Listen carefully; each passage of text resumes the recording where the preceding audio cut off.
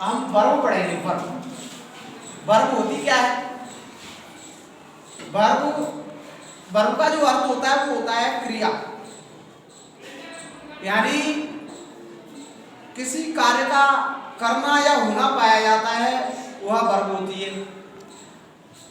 इसे क्रिया कहते हैं।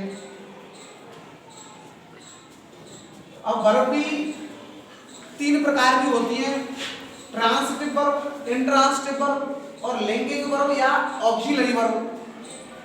लिंकिंग वर्ब या ऑक्सिलरी वर्ब एक ही होती है।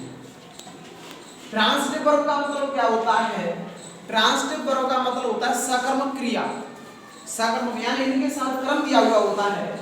और इंट्रांसिटिव वर्ब का मतलब होता है अकर्मक क्रिया, जिनके साथ कर्म नहीं दिया हुआ होता है, यानी ये विद ऑब्जेक्ट आती है, ये विदाउट ऑब्जेक्ट।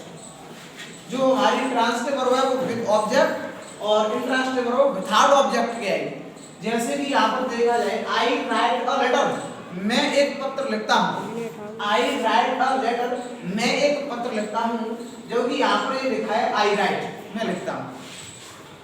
यहाँ पर हमें पता चल रहा है कि आई राइट अ लेटर, कि मैं एक पत्र लिख रहा हूँ। यहाँ पर मैं कह रहा हूँ कि आई राइट, मैं एक पत्र लिखता हूँ। यहाँ पर आई राइट अ लेटर, मैं एक पत्र लिखता हूँ, और यहाँ आई राइट, मैं लिखता हूँ। यहाँ ये नहीं पता चल रहा है कि वो क्या लिख रहा है, विदाउट ऑब्जेक्ट है, यहाँ पर ऑब्जेक्ट नहीं दिया हुआ है। यहाँ पर लेटर है, वो ऑब्जेक्ट है, वह क्या लिख रहा है? पत्र लिख रहा है। लेकिन अगर यहाँ हम पूछे कि वह क्या लिख रहा है तो नहीं पता चल रहा है वो क्या लिख रहा है, वो बोल रहा है मैं लिखता हूँ। ऐसे ही he eats the food, वह खाना खाता है। he eats the food, वह खाना खाता है। और इसी बात को हम ये कहें he eats, वह खाता है। he eats the food transitive verb हो गई, he eats वह खाता है, तो इंट्रांसिटिव वर्ब हो गई। खाता तो है लेकिन ये नहीं पता चल रहा है कि क्या खाता है, तो इसलिए इंट्रांसिटिव वर्ब। अगर हमें पता चल जाएगा कि वो क्या कर रहा है तो वो ट्रांसिटिव वर्ब हो जाएगी। जैसे एक और देखो, यू लर्न अ लेसन, तुम एक पाठ याद करते हो, तो ये तुम्हारी ट्रांसिटिव हो गई, क्योंकि हमको पता चल रहा है इसमें कि हम पाठ याद कर रहे हैं। और लेकिन हम सीधे डायरेक्ट इस बात को ये कहें कि यू लर्न, तुम याद करते हो, तब वो इंट्रांसिटिव हो जाएगा, तो उसमें पता नहीं चल रहा है कि वो याद तो कर रहा है लेकिन उसमें ऑब्जेक्ट नहीं दिया हुआ है, हमें पता नहीं चल रहा है कि वो क्या याद कर रहा है। और देखो, द बॉय इज स्लीपिंग, लड़का सो रहा है, लेकिन इसमें ये नहीं दिया कि लड़का कहाँ सो रहा है, किस पर सो रहा है, इंट्रांसिटिव वर्ब। इस प्रकार ट्रांसिटिव और इंट्रांसिटिव वर्ब होती है। यानी ट्रांसिटिव वर्ब में हमें पता चलता है कार्य का होना भी पाया जाता है और कार्य कौन सा हो रहा है हमें ये भी पता चलता है। लेकिन ट्रांसिटिव वर्ब में हमें पता चलता है कि कार्य हो रहा है, वर्ब दी हुई होती है लेकिन वो क्या कर रहा है ये नहीं पता चलता है हमें कि किसके द्वारा कर रहा है, ओनली वर्ब होती है इसमें।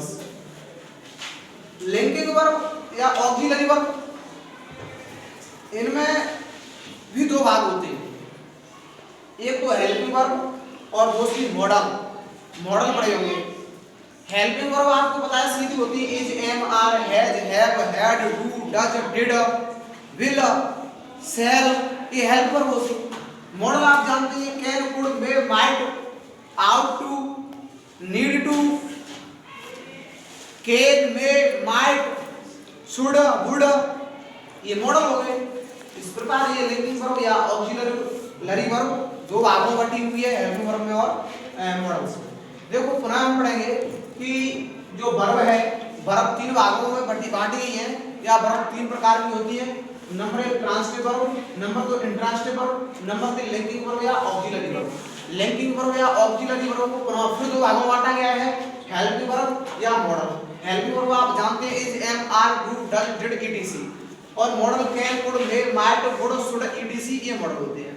ट्रांसिटिव वर्ब में हमारा ऑब्जेक्ट नहीं दिया हुआ होता है, और ट्रांसिटिव वर्ब में ऑब्जेक्ट दिया हुआ होता है और इंट्रांसिटिव वर्ब में ऑब्जेक्ट नहीं दिया हुआ होता है।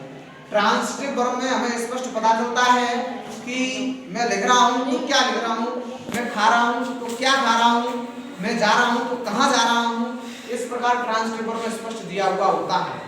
लेकिन इंट्रांसिटिव वर्ब में स्पष्ट नहीं दिया हुआ होता है, मैं खा रहा हूँ तो खा रहा हूँ लेकिन हमें ये नहीं पता चलेगा कि हम क्या खा रहे हैं। मैं जा रहा हूँ तो हमें ये नहीं पता चलेगा कि मैं कहाँ जा रहा हूँ। इस प्रकार ये इंट्रांसिटिव वर्ब कहलाता है।